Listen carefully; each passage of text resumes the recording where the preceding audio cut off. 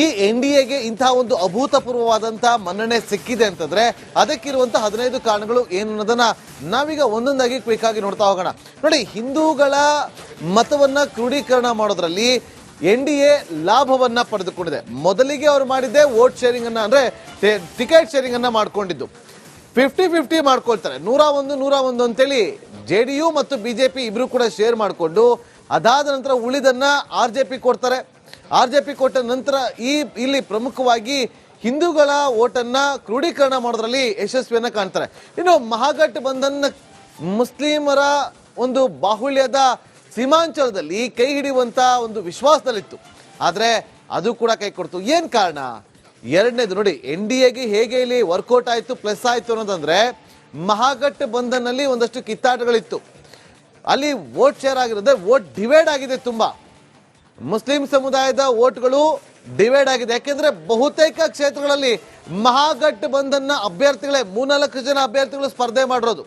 ಆಗ Muslim ವೋಟ್ಗಳು divide ಆಗುತ್ತೆ. CPM ಕಣದಲ್ಲಿದ್ದಂಥ ಜಾಗದಲ್ಲೇ RJD ಇರುತ್ತೆ, RJD ಇದ್ದಂಥ ಕಣದಲ್ಲೇ ಕಾಂಗ್ರೆಸ್ ಕೂಡ ಇರುತ್ತೆ. ಇದಕ್ಕೆ ಟಕ್ಕರ್ ಕೊಡೋದಕ್ಕೆ AIMIM ಕೂಡ ಇರುವಂಥದ್ದು. AIMIM ಬಹುತೇಕ 4-5 ಕ್ಷೇತ್ರಗಳಲ್ಲಿ ಮುನ್ನಡೆಯನ್ನ ಸಾಧಿಸ್ತಾ ಇದೆ. ಎಲ್ಲವೂ ಕೂಡ ಇಲ್ಲಿ ವೋಟ್ ಡಿವೈಡ್ ಆಗಿದ್ದು ಕೂಡ ಈ NDAಗೆ ಇಂಥ ಒಂದು ನಂಬರ್ ಬರೋದಕ್ಕೆ ಕಾರಣ ಆಯಿತು. ಮುಸ್ಲಿಂ ವೋಟ್ ಡಿವೈಡ್ ಆಗಿ ಅಲ್ಲಿ ಕಾಂಗ್ರೆಸ್ಗೆ ಮತ್ತೆ RJDಗೆ ಇಬ್ಬರಿಗೂ ಕೂಡ ದೊಡ್ಡ ಮಟ್ಟದಲ್ಲಿ ಹಿನ್ನಡೆ ಕೂಡ ಆಗಿದೆ ಅಂದ್ರೂ ಕೂಡ ತಪ್ಪಾಗೋದಿಲ್ಲ. ಸೊ ಹಾಗಾಗಿ ಮುಸ್ಲಿಂ ವೋಟ್ಗಳು ಕೂಡ ಡಿವೈಡ್ ಆಗಿದ್ದಕ್ಕೆ ಇಲ್ಲ ಒಂದ್ ಕಡೆ ಇದು ಹಿನ್ನಡೆ ಅಂತ ಹೇಳಲಾಗ್ತದೆ. ಇನ್ನು ಕಿಸಾನ್ ಸಮ್ಮಾನ್ ಮೊತ್ತ 9,000 ರೂಪಾಯಿಗೆ ಏರಿಕೆ ಮಾಡಿದ್ದು ಕೂಡ NDA ಇಂಥ ಒಂದು ದೊಡ್ಡ ಮಟ್ಟದಲ್ಲಿ ದಾಖಲೆಯನ್ನ ಮಾಡೋದಕ್ಕೆ ಕಾರಣ ಆಗ್ತಾ ಇದೆ ಅನ್ನೋದು ಕೂಡ ಇಲ್ಲಿ ಸ್ಪಷ್ಟವಾಗಿರುವಂತ ಕಾರಣ.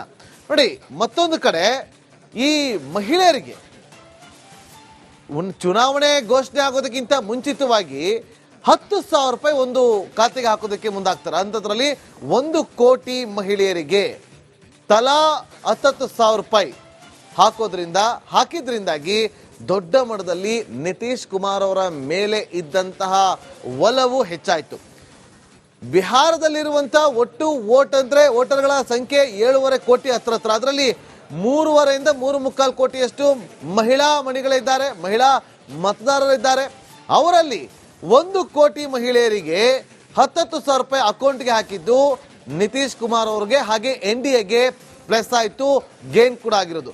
ಇನ್ನು 90ರಷ್ಟು ಮಹಿಳೆಯರು ಇಲ್ಲಿ ಓಟನ್ನು ಹಾಕಿದ್ದಾರೆ. ಕಾರಣ, ಕಳೆದ 20 ವರ್ಷದ ಆಡಳಿತದ ಅವಧಿಯಲ್ಲಿ ನಿತೀಶ್ ಕುಮಾರ್ ಅವರು ಮಾಡಿದಂಥ ಒಂದಷ್ಟು ಕೆಲಸಗಳು, ಅಲ್ಲಿ ಆಗ್ತಾ ಇದ್ದಂಥ ಅತ್ಯಾಚಾರಗಳನ್ನ ತಡೆಯುವಂಥ ಕೆಲಸವನ್ನ ಮಾಡ್ತಾರೆ, ಅಪರಾಧ ಕೃತ್ಯಗಳನ್ನ ತಡೆಯುವಂತ ಕೆಲಸವನ್ನ ಮಾಡ್ತಾರೆ, ಕಾನೂನು ಸುವ್ಯವಸ್ಥೆಗೆ ಕಡಿವಾಣ ಹಾಕುವಂತ ಒಂದು ಕೆಲಸಕ್ಕೂ ಕೂಡ ಮುಂದಾಗ್ತಾರೆ. ಇದೆಲ್ಲವೂ ಕೂಡ ಮಹಿಳೆಯರಿಗೆ ಧೈರ್ಯ ತುಂಬುವಂತ ಕೆಲಸ ಆಯ್ತು. ಪ್ರಮುಖವಾಗಿ ಜಂಗಲ್ ರಾಜ್ ಅಂದ್ರೆ 2005ಕ್ಕೆ ಕಂಪೇರ್ ಮಾಡಿದ್ರೆ 2025ಕ್ಕೆ ಜಂಗಲ್ ರಾಜ್ ಕಡಿಮೆ ಆಗಿದೆ. ಮಹಿಳೆಯರು ಗ್ರಾಮೀಣ ಭಾಗದಲ್ಲಿ ಇವತ್ತು ಸ್ವಲ್ಪ ಪ್ರಮಾಣದಲ್ಲಿ ಹೊರಗಡೆ ಬರೋದನ್ನ ನಾವು ಗಮನಿಸಬಹುದು, ಹೊರಗಡೆ ಬರೋದಿಲ್ಲ. ಆದ್ರೆ ಜಂಗಲ್ ರಾಜ್ ಅನ್ನುವ ಭಯ, ಬಾಹುಬಲಿ ಅನ್ನುವ ಭಯ ಏನಿತ್ತು ಅದನ್ನು ಹೋಗಲಾಡಿಸುವಂತ ಪ್ರಯತ್ನ ಕೂಡ ಇತ್ತು. ಹಾಗಾಗಿ ಮಹಿಳಾ ಮಣಿಗಳು ಇವತ್ತು ಮಣೆ ಹಾಕಿರೋದು NDAಗೆ. ಇನ್ನು 125 ಯೂನಿಟ್ ಉಚಿತ ವಿದ್ಯುತ್, ಇದು NDAಗೆ ಬಲವೃದ್ಧಿ. ನೋಡಿ ಹೇಗೆ ಅಂತಂದ್ರೆ, ನಿಮಗೆ 125 ಯೂನಿಟ್ ಯೂಸ್ ಮಾಡೋವರೆಗೂ ಕೂಡ ಫ್ರೀನೇ. 125 ಆದ್ಮೇಲೆ ಒಂದಾಯ್ತು ಅಂದ್ರೆ ಅದು 126 ಯೂನಿಟ್ಗೆ ಬಿಲ್ ಬರೋದಿಲ್ಲ. ಒಂದೇ ಯೂನಿಟ್ ಅನ್ನೋದು ಕೌಂಟ್ ಆಗುತ್ತೆ. ಈಗ ನೋಡಿ, 200 ಯೂನಿಟ್ ಫ್ರೀ ಕೊಟ್ಟಿದೆ. 200 ಯೂನಿಟ್ಗಿಂತ ಜಾಸ್ತಿ ಬಳಕೆ ಮಾಡಿದ್ರೆ 201 ಯೂನಿಟ್ಗೆ ಬಿಲ್ ಹಾಕ್ತಾರೆ. ಆದ್ರೆ ಈ 125 ಯೂನಿಟ್ ಇದೆಯಲ್ಲ, ಅದು ಕಂಪ್ಲೀಟ್ ಫ್ರೀ. 125 ಯೂನಿಟ್ ಯೂಸ್ ಮಾಡೋರು ಕೂಡ ಫ್ರೀ ಅಂತ ಇರುತ್ತೆ. ಆದ್ರೆ ಅದಕ್ಕಿಂತ ಜಾಸ್ತಿ ಯೂಸ್ ಮಾಡಿದೆ ಆದ್ರೆ, ಈಗ 5 ಯೂನಿಟ್ ಹೆಚ್ಚಾಗಿ ನೀವು ಬಳಕೆ ಮಾಡಿದ್ರೆ ಅಂತಂದ್ರೆ 130 ಯೂನಿಟ್ ಆಗುತ್ತೆ. ಆಗ 125 ಮೈನಸ್ ಆಗುತ್ತೆ, ಕೇವಲ 5 ಯೂನಿಟ್ಗೆ ಮಾತ್ರ ಅಲ್ಲಿ ಬಿಲ್ ಬರುವಂಥದ್ದು. ಇದು NDAಗೆ ಒಂದು ದೊಡ್ಡದಾದಂತಹ ಬಲವೃದ್ಧಿಯನ್ನ ಕೊಟ್ಟಿದೆ ಅಂದ್ರೂ ಕೂಡ ತಪ್ಪಾಗೋದಿಲ್ಲ.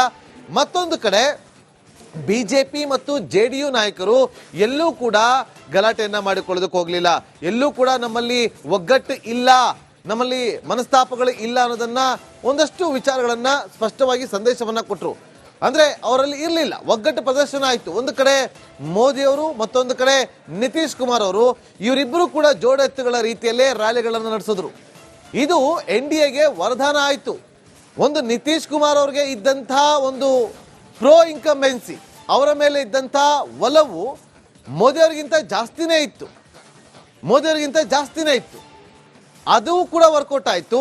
ನಿತೀಶ್ ಕುಮಾರ್ ಅವ್ರ ಮೇಲೆ ಇದ್ದಂಥ ಒಲವು ಕೂಡ ಜಾಸ್ತಿ ಆಯಿತು. ಇದು ಎರಡೂ ಕೂಡ ಈ ಫ್ಯಾಕ್ಟರ್ ಬಹಳ ದೊಡ್ಡ ಮಟ್ಟದಲ್ಲಿ ಈ ನಂಬರ್ ಬರೋದಕ್ಕೆ ಕಾರಣ ಆಗ್ತದೆ ಅಂತ ಕೂಡ ಹೇಳಲಾಗ್ತದೆ. ಇನ್ನು NDA ಕೈ ಹಿಡಿದಂಥ ದಲಿತ ಮಹಾದಲಿತ ABC ಇವತ್ತು 90% ಮೀಸಲಾತಿ ಕ್ಷೇತ್ರಗಳಲ್ಲಿ, ಅದರಲ್ಲೂ SC ಮೀಸಲಾತಿ ಕ್ಷೇತ್ರಗಳಲ್ಲಿ 95% ಎಲ್ಲೋ ಒಂದು ಕಡೆ 2-3 ಕ್ಷೇತ್ರಗಳನ್ನ ಹೊರತುಪಡಿಸಿದ್ರೆ NDA ಮೈತ್ರಿಯ ಅಭ್ಯರ್ಥಿಗಳೇ ಗೆಲುವಿನತ್ತ ದಾಪುಗಾಲನ್ನು ಇಡ್ತಾ ಇರೋದು. 95% RJD ಕೆಲವನ್ನ ಒಂದಷ್ಟು ಜನರನ್ನ ಇಳಿಸಿದ್ರು, ಆದ್ರೆ ಅಲ್ಲಿ ವರ್ಕೌಟ್ ಆಗಿಲ್ಲ. ಆದ್ರೆ JDU, BJP ಜೊತೆಗೆ ಚಿರಾಗ್ ಪಾಸ್ವಾನ್ ಪಾರ್ಟಿ, ಆ ಪಾರ್ಟಿಗೆ ಜನ ಹೆಚ್ಚು ಮಣೆ ಹಾಕಿದ್ದಾರೆ ಮೀಸಲಾತಿ ಕ್ಷೇತ್ರಗಳಲ್ಲಿ. ಅಲ್ಲಿಗೆ SC ST ಕ್ಷೇತ್ರಗಳಲ್ಲೇ ಗೆಲುವನ್ನ ಸಾಧಿಸಿದ್ದಾರೆ. ಇನ್ನು EBC ಹಾಗೂ ಮಹಾದಲಿತ ಅವರು ಕೂಡ ಈ ಬಾರಿ NDA ಕೈ ಹಿಡಿಯುವಂತ ಕೆಲಸವನ್ನ ಮಾಡಿದ್ದಾರೆ. ಯಾಕೆಂತಂದ್ರೆ ಒಬ್ಬ OBC ನಾಯಕನಾಗಿ ಗುರುತಿಸಿಕೊಂಡಿದ್ದು ನಿತೀಶ್ ಕುಮಾರ್ ಅವರು, ಅವರನ್ನ ಗೆಲ್ಲಿಸಬೇಕು ಅಂತ ಹೇಳಿ ಪಣ ತೊಟ್ಟು ನಿಂತಿದ್ದು ಇದೇ OBC ಮತದಾರರು, ಹಾಗಾಗಿ ಕೈ ಹಿಡಿದಿದೆ. ಅದಾದ ಬಳಿಕ ಮತ್ತೊಂದು ಪ್ರಮುಖವಾದಂತ ಅಂಶ ಅಂತಂದ್ರೆ ಇಲ್ಲಿ ವೀಕ್ಷಕರೇ, ಒಂದು ಭ್ರಷ್ಟಾಚಾರವಿಲ್ಲದೆ ಭ್ರಷ್ಟಾಚಾರ ಮುಕ್ತ ಆಡಳಿತವನ್ನ ನಡೆಸಿದ್ರೆ ಎಷ್ಟು ಬಾರಿ ಬೇಕಾದ್ರೂ ಗೆಲ್ಲಿಸ್ತಾರೆ ಜನ ಅನ್ನೋದಕ್ಕೆ ಇದು ತಾಜಾ ಉದಾಹರಣೆ. ದೇಶಕ್ಕೆ ಒಂದು ಸಂದೇಶವನ್ನ ಕೊಟ್ಟರು. ಭ್ರಷ್ಟಾಚಾರ ಮುಕ್ತ ಆಡಳಿತವನ್ನ ನಡೆಸಿದ ಖ್ಯಾತಿ ನಿತೀಶ್ ಕುಮಾರ್ ಅವ್ರ ಮೇಲಿದೆ. ಹಾಗಾಗಿ ಎಲ್ಲೂ ಕೂಡ ಆಂಟಿ ಇನ್ಕಂಬೆನ್ಸಿನೇ ಕಂಡು ಬರಲಿಲ್ಲ, ಪ್ರೋ ಇನ್ಕಂಬೆನ್ಸಿ ಇತ್ತು. ಅಂದ್ರೆ ಅವರ ಆಡಳಿತದ ವಿಚಾರವಾಗಿ ಬಿಹಾರದ ಜನ ಮೆಚ್ಚುಗೆಯನ್ನ ವ್ಯಕ್ತಪಡಿಸಿದ್ರು. ಎಲ್ಲ ಆರೋಪ ಕೇಳಿ ಬಂತು? ಭ್ರಷ್ಟಾಚಾರದ ಆರೋಪ ಕೇಳಿ ಬರಲಿಲ್ಲ, ಕುಟುಂಬ ರಾಜಕಾರಣದ ಆರೋಪ ಕೇಳಿ ಬರಲಿಲ್ಲ. ಇದೆಲ್ಲವೂ ಕೂಡ NDAಗೆ ವರ್ಕೌಟ್ ಆಗಿದೆ. ಇನ್ನು ಮೋದಿ ಮತ್ತು ಯೋಗಿ ಅವರ ಪ್ರಚಾರ ಉಳಿದಂತ ಹಿಂದೂಗಳ ಓಟ್ಗಳನ್ನ ಕೂಡ ಸೆಳೆಯುವಂತ ಕೆಲಸಗಳಾಯ್ತು. ಕಂಪ್ಲೀಟ್ ಆಗಿ ಈ ಇಬ್ಬರ ಜೋಡಿ ಕೂಡ ಅಲ್ಲಿ ಮೋಡಿ ಮಾಡಿದೆ. ಒಂದು ಕಡೆ ನಿತೀಶ್ ಕುಮಾರ್, ಮತ್ತೊಂದು ಕಡೆ ಮೋದಿ ಮತ್ತು ಯೋಗಿ, ಇವರಿಬ್ರು ಕೂಡ ಹಿಂದೂ ಮತಕ್ಕೆ ಕೈ ಹಾಕಿದ್ರು. ಹಿಂದೂ ಮತಗಳನ್ನ ಸೆಳೆಯುವುದರಲ್ಲಿ ಅವರು ಯಶಸ್ಸನ್ನ ಕಂಡುಕೊಂಡಿದ್ದಾರೆ. ಇದರ ಜೊತೆಗೆ 1 ಕೋಟಿ ಉದ್ಯೋಗದ ಭರವಸೆಯನ್ನ ಕೊಟ್ಟಿದ್ದಾರೆ, ಯುವಕರಿಗೆ ಗಾಳ ಹಾಕಿದ್ದಾರೆ. ಇವತ್ತು ಎಷ್ಟೋ ಜನ ಯುವಕರು ಬಿಹಾರವನ್ನ ಬಿಟ್ಟು ಬೇರೆ ರಾಜ್ಯಗಳಿಗೆ ಹೋಗೋದಕ್ಕೆ ಮುಂದಾಗ್ತಾರೆ, ಅದು ಸತ್ಯ ಕೂಡ. ಮೈಗ್ರೆಂಟ್ ಈ ಬಾರಿಯ ಚುನಾವಣೆಯಲ್ಲಿ ಅತಿ ಹೆಚ್ಚು ಚರ್ಚೆಗೊಳಪಟ್ಟಂತ ವಿಚಾರ. ಇದನ್ನು ತಪ್ಪಿಸುವ ಸಲುವಾಗಿ 1 ಕೋಟಿ ಉದ್ಯೋಗವನ್ನ ಸೃಷ್ಟಿ ಮಾಡ್ತೀವಿ ಅಂತ ಹೇಳಿರೋದು, ಅದು ಬೇರೆ ಬೇರೆ ಸೆಕ್ಟರ್ಗಳಲ್ಲಿ ಉದ್ಯೋಗವನ್ನ ಸೃಷ್ಟಿ ಮಾಡ್ತೀವಿ ಅಂತ ಹೇಳಿರೋದು, ಎಲ್ಲೋ ಒಂದ್ ಕಡೆ ಮತದಾರ ಅದನ್ನ ನಂಬಿ ಈಗ ಓಟನ್ನು ಹಾಕಿರೋದು. ಇನ್ನು 12 ಪಾಯಿಂಟ್ ಸರ್ಕಾರದ ವೈಫಲ್ಯವನ್ನ ಎತ್ತಿ ಹಿಡಿಯುವಲ್ಲಿ ವಿಪಕ್ಷ ವಿಫಲ ಆಯಿತು, ಫೇಲ್ಯೂರ್ ಆಯಿತು. ಯಾಕೆ ಅಂತಂದ್ರೆ ಅವರಲ್ಲೇ ಒಳ ಜಗಳ ಇತ್ತು.